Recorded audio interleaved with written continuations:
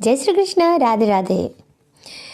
मैं श्री कृष्ण के जो भी कर्म है वो पूरी तरह से आपको आपके जीवन में आपके कर्म के द्वारा यश, कीर्ति और सौभाग्य आपके द्वारा जाने जाएं, आपका नाम से इस जीवन को पहचाना जा सके, युगों युगों तक आपका नाम गूंजता रहे। तो इसी क्षेत्र में उन्होंने भागवत गीता के रूप में जो श्लोक दिए हैं वो सारे श्लोक आपको कुछ मतलब संपूर्ण ज्ञान अगर कहा जाए तो इस भागवत गीता में है, जो हमें हमारे जीवन के हर रणनीति में कैसे और किस तरह से कार्य करना है यह बताता है। तुम सुख या दुख, सुखा दुखे समय कृत्वा लाभालाभो जया जयो ततो युद्धाय उजस्व नव पापम वाप्स्यसि। अर्थात तुम सुख या दुख, हानि या लाभ, विजय या पराजय का विचार किए बिना युद्ध के लिए युद्ध करो। ऐसा करने पर तुम्हें कोई पाप नहीं लगेगा। तात्पर्य है कि भगवान श्री कृष्ण प्रत्यक्ष रूप से कहते हैं कि अर्जुन को युद्ध के लिए युद्ध करना चाहिए, क्योंकि यह उनकी इच्छा है और इसमें हानि लाभ कुछ नहीं। तुमने गुरु बनाया है तो गुरु की इच्छा का पालन करो। कृष्ण भावनामृत के कार्यों में सुख या दुख, हानि या लाभ, जया या पराजय का कोई महत्व नहीं दिया जाता। दिव्य चेतना तो यही होगी कि हर कार्य कृष्ण के निमित्त किया जाए। अतः भौतिक कार्यों का कोई बंधन फल नहीं होता। जो कोई सतोगुणी या रजोगुणी के अधीन होकर अपनी इंद्रिय तृप्ति के लिए कर्म करता है उसे अच्छे या बुरे फल प्राप्त होते हैं, किंतु जो कृष्ण भावनामृत के कार्यों में अपने आप को समर्पित कर देता है वह सामान्य कर्म करने वालों के समान किसी को कृतज्ञ या ऋणी नहीं होता।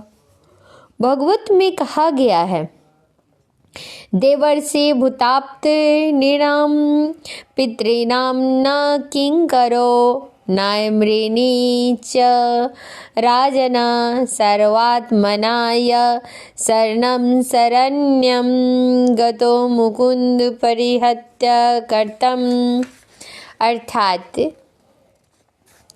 जिसने अन्य समस्त कार्यों को त्याग कर मुकुंद श्री कृष्ण की शरण ग्रहण कर ली है वह न तो किसी का ऋणी है और न किसी का कृतज्ञ, चाहे वे देवता, साधु, सामान्य जन अथवा परिजन, मानव जाति या उससे पितर ही क्यों न हो। इस श्लोक में श्री कृष्ण ने अर्जुन को अप्रत्यक्ष रूप से इसी का संकेत किया है कि इसकी व्याख्या अगले श्लोक में और भी स्पष्टता से की जाएगी। ऐसा ते विहिता सांख्ये बुद्धि योगे त्विमाम शृणु बुद्ध्या युक्तो यया पार्थ कबंधम प्राहस्यसि।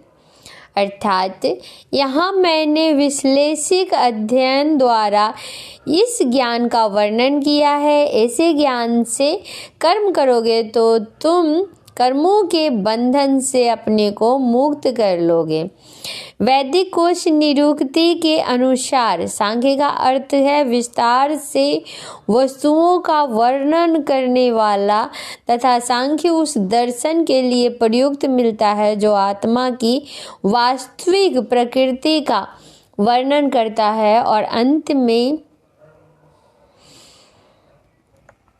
और योग का अर्थ है इंद्रियों का निग्रह। अर्जुन का युद्ध न करने का प्रस्ताव इंद्रिय तृप्ति पर आधारित था और इंद्रियों का निग्रह अर्जुन को वह अपने प्रधान कर्तव्य को भूलकर युद्ध से दूर रहना चाहता था, क्योंकि उसने यह सोचा कि धृतराष्ट्र के पुत्रों अर्थात अपने बंधु बांधवों को परास्त करके राज्य भोग करने की अपेक्षा अपने संबंधियों तथा स्वजनों को न मारकर वह अधिक सुखी रहेगा। दोनों ही प्रकार से मूल सिद्धांत में इंद्रिय तृप्ति था। उन्हें जीतने से प्राप्त होने वाला सुख तथा स्वजनों के जीवित रहने से सुख दोनों इंद्रिय तृप्ति के धरातल पर एक ही है, क्योंकि इसे बुद्धि तथा कर्तव्य दोनों का अंत हो जाता है। बुद्धि और कर्तव्य दोनों का ही अंत हो जाता था। कृष्ण ने अर्जुन को बताना चाहते हैं कि पितामह के शरीर का वध करके उनके आत्मा को नहीं मारेगा। मतलब उन्होंने यही कहा है हर बार कि वो जिससे भी लड़ेंगे उसका आत्मा तो अजर अमर है, वो सिर्फ शरीर पहने हुए, चोला पहने हुए, और वो कितने जन्मों से यह कपड़े बदल रहा है। तो भगवान कृष्ण द्वारा आत्मा तथा शरीर का अत्यंत विशद विश्लेषण अध्ययन प्रस्तुत किया गया है और निरुक्ति कोश की भी। मनुष्य को यह जान लेना चाहिए कि बुद्धि योग का अर्थ कृष्ण भावना अमृत में पूर्ण आनंद तथा भक्ति के ज्ञान में कर्म करना है। जो व्यक्ति भगवान की तुष्टि के लिए कर्म करता है, चाहे वह कर्म कितना भी कठिन क्यों न हो, वह बुद्धि योग के सिद्धांत के अनुसार कार्य करता है और दिव्य आनंद का अनुभव करता है। ऐसी दिव्य व्यवस्था के कारण उसे भगवत कृपा स्वतः संपूर्ण दिव्य ज्ञान प्राप्त हो जाता है। अतः ज्ञान प्राप्त करने के लिए आंतरिक श्रम किए बिना ही उसकी पूर्ण मुक्ति हो जाती है। कृष्ण भावना भावित कर